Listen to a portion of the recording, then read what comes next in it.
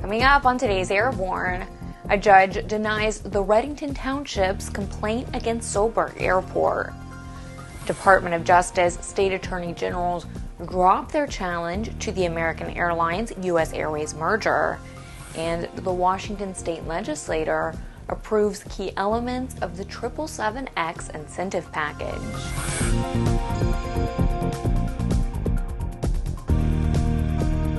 Welcome to Airborne on Aero-TV. I'm Ashley Hale. The saga of Solberg Airport in Readington, New Jersey continues. We reported last week about 500 residents and airport supporters attended a meeting of the Readington Township Committee held for the purpose of allowing public comment and committee deliberation on an ordinance concerning the embattled Solberg Airport. The city wants to condemn the privately owned airport and take it over under eminent domain laws. Even though the vast majority of people attending the meeting wanted the Township Committee to keep their hands off the airport, an ordinance was approved to proceed with the condemnation. However, Judge Yolanda Ciccone had not yet spoken. Now the judge has once again thrown a monkey wrench into the township takeover process by ruling a complaint filed in her court that would allow the township to proceed with their eminent domain claim is denied. The mayor and township committee plan another meeting in a closed-door session to discuss the airport issue, but any vote would take place in an open session. Judge Ciccone said the case would be heard in March of next year. AMR Corporation and US-Airways Group announced Tuesday that the airlines have settled the litigation brought by the U.S. Department of Justice, 6 states, and the District of Columbia, challenging the merger of American Airlines and US-Airways. The company also announced an agreement with the U.S. Department of Transportation related to small community service from Washington Reagan National Airport. The airline will have to give up slots at multiple airports to complete the merger. The divestitures will occur through a Department of Justice approved process following the completion of the merger. Completion of the merger remains subject to the approval of the settlements by the U.S. Bankruptcy Court and certain other conditions. The companies now expect to complete the merger in December of this year.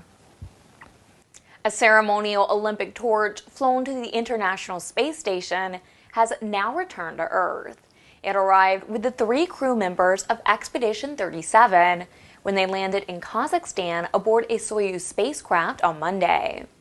The crew included NASA astronaut Karen Nyberg, who spent 166 days in space, along with 2 of the Russian members of Expedition 37. Nyberg has accumulated 180 days in space over 2 missions.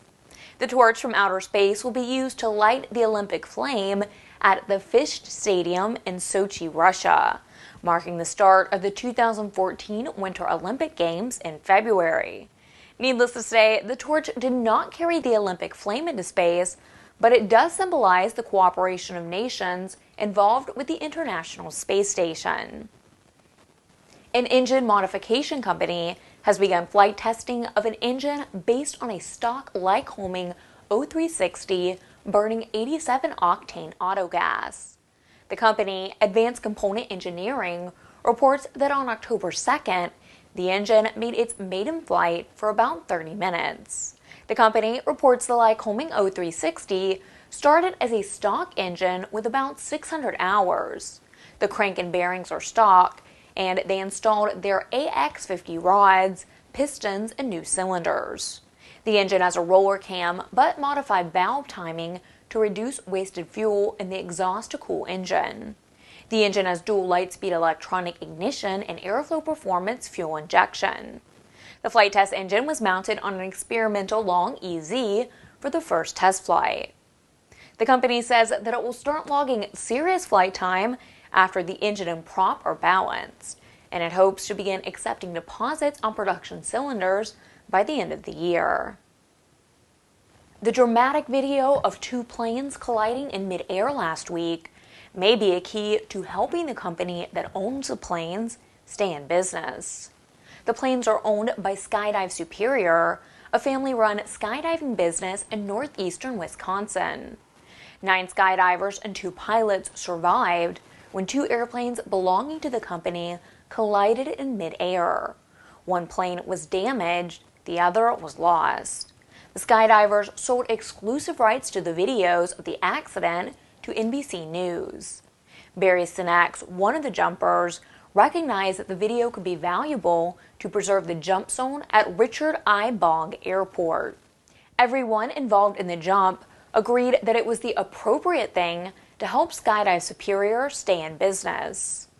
The aircraft involved in the collision did not carry whole insurance coverage. So far, they are thought to have raised $100,000 from NBC for the footage. That's about 2/3 of what Skydive Superior says will be needed to repair the damaged aircraft and to replace the one that was destroyed. Sinex said that everyone hopes that Skydive Superior can be back in business by next summer. The first 50 Diamond aircraft DA40 Thunderstar airplanes, co-produced by Russia and Austria, were introduced Monday. Together with Ural Works of Civil Aviation, Diamond Aircraft produced 50 of the single-engine 4-place DA40 Thunderstar airplanes in a half a year. This is the first part delivery from a total order of 117 aircraft for the Russian Ministry of Aviation. The DA40 Thunderstars will go into operation at the state flight training schools at the beginning of 2014. The DA40 Thunderstar was designed specifically for the Russian market. The aircraft fulfills the strict regulations regarding landing on rough terrain and in a harsh climate. Able to burn kerosene, it can be fueled with Jet A1, Jet A, and TC1. You're watching Airborne. More in a moment. Since its inception, Redbird Flight Simulations has been dedicated to developing new training technologies and processes in an ongoing effort to make aviation safer, more affordable, and more accessible. Consider Redbird's flagship flight training device, the FMX, a superior quality, full-motion, feature-rich advanced aviation training device priced with real-world flight training organizations in mind. With standard features that are anything but standard, such as wraparound visuals, a fully enclosed cockpit, quick change configurations, scenario-based training compatibility, and of course, an electric motion platform, the FMX serves up a level of realism that is simply unavailable in other training devices on the market. For more information on Redbird flight simulations, the Redbird FMX, and Redbird's entire line of flight training devices, visit www.redbirdflightsimulations.com. Over the past 2 decades, no resource has compiled as much expert-valued information about the sport plane world than the Sport Plane Resource Guide. Over 1,500 pages, hundreds of aircraft, dozens of how-tos and directories. All this and more will be coming to the sport aviation world soon with the new, all-electronic and updatable Sport Plane Resource Guide for your iPad, iPhone, Kindle, tablet, PC, or other electronic devices. Get your order in now. www.sportplane.com. Welcome back. If you'd like to suggest a story for Airborne, Aero-TV, our website, or podcast, drop us an email to news-spy@aero-news.net. The Academy of Model Aeronautics, called the AMA, President Bob Brown has released a statement congratulating the FAA on its release of a roadmap for the integration of UAVs into the national airspace system.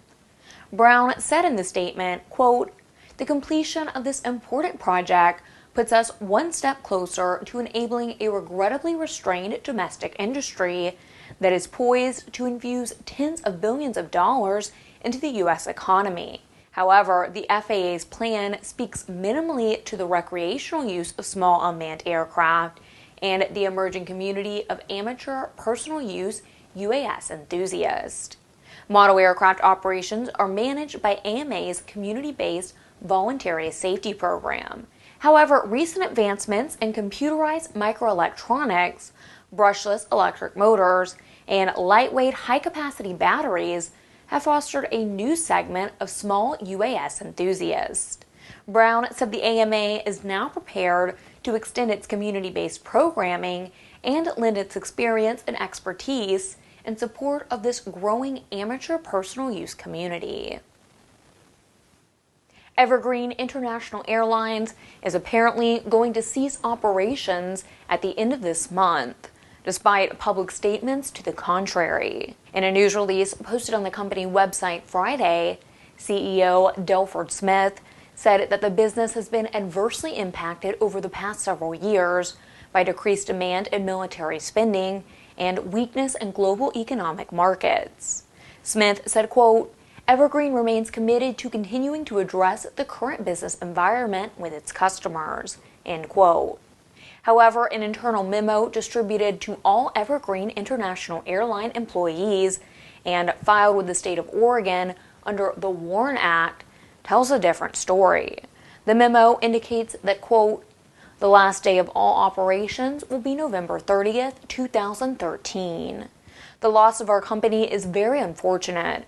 However, we appreciate your continued excellent service during this ending phase, end quote. It's Friday at last, and that means it's time for ANN's editor-in-chief to check in with his weekly Barnstorming commentary. And this week, Jim is saying, now more than ever, you've got to know who your friends are. Here's Barnstorming.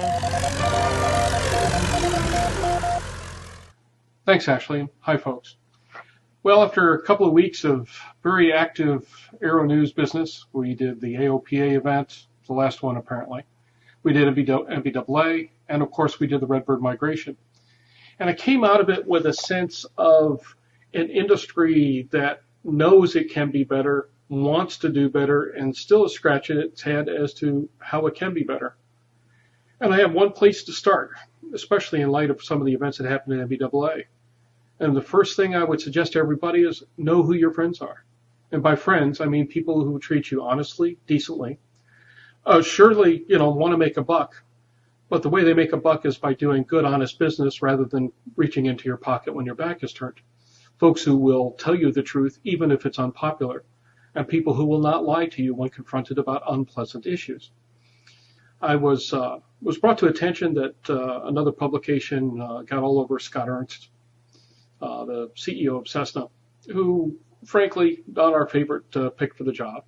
And he had some messages at MBAA that were pretty unpleasant. He said some things about the training market and about the piston market that, well, those of us who feel that aviation needs to be represented in all forms and facets, well, we weren't too thrilled about it. But the interesting thing is this particular piece got all over Mr. Ernst because they thought he was rude, because they thought the way he presented himself was in a manner that they didn't like. Well, that may be the case, but I'll take rude and honest, whether or not the news is good or not, over anything, anytime. Because the same publication, and so many others, I don't want to single anybody out, that's why I'm not going to mention names here. But these same publications totally turned the other way when Cirrus's Brent Waters was lying to people right and left, when Dale Clapmeyer was lying to people right and left. I mean, I've still got video of Dale Clapmeyer telling everybody the jet's going to be out in 2013. Well, Dale, you got a couple of weeks left. And of course, all the stuff that's happened, our issues there. We did our best to cover stories, even about a company that at one point we really loved, admired, and in fact were a really big customer. And they lied to us. They lied to a lot of people. And when we caught them lying, well, they went after us. They went after us in a big way. And that's our problem. We're going to deal with it. But the fact of the matter is the industry now has to decide who its friends are. And by who its friends are, meaning, will these people treat you honestly? Will they give you a modicum of respect? Will they present their best foot forward in terms of being professionals, in terms of being ethical, in terms of being honest? We have a whole bunch of things to deal with in this industry. We have to recreate it. Anybody who tells you that we can get back to past glories is not only deluded, but foolish, because past glories will not fit in the world as it is right now. We need to recraft this industry, but we are not going to recraft this industry if the only thing anybody else is willing to complain about is people being rude, when in fact they need to be complaining about dishonesty, when they need to be complaining about bad business practices, when they need to be complaining about companies' business practices that do nothing but benefit the company at the cost of so many around them. This is an industry where we need to support and care for each other. And the sooner we realize who our friends are, who the professionals are, who the honest people are, who the ethical companies and business people are, the sooner we're going to have a future worth saving. The sooner we're going to have a future worth pursuing. For the Aero-News Network, Airborne, and Aero-TV, I'm Jim Campbell. The Air Force hosted the famed Doolittle Tokyo Raiders' final toast to their fallen comrades during an invitation-only ceremony on November 9th at the National Museum of the Air Force. 3 of the 4 surviving participants of the raid were in attendance. On April 18, 1942, 80 men achieved the unimaginable when they took off from an aircraft carrier on a top-secret mission to bomb Japan. These men, led by Lieutenant Colonel James H. Jimmy Doolittle, came to be known as the Doolittle Tokyo Raiders. The 3 Doolittle Raiders attending the ceremony were retired Lieutenant Colonel Richard Dick E. Cole, the co-pilot of aircraft number 1, Lieutenant Colonel Edward J. Saylor, the engineer gunner of aircraft number 15, and its Staff Sergeant David J. Thatcher, the engineer gunner of aircraft number 7. The 4th living Doolittle Raider, retired Lieutenant Colonel Robert L. Height, the co-pilot of aircraft number 16, could not attend the ceremony due to health issues. The 4 remaining Raiders jointly decided earlier this year that this ceremony would be the last. Well, that's our program. Remember, you can get comprehensive, real-time, 24/7 coverage of the latest aviation and aerospace stories anytime at aero-news.net. And please join us again next Tuesday for a new edition of Airborne. I'm Ashley Hale. Thanks for watching.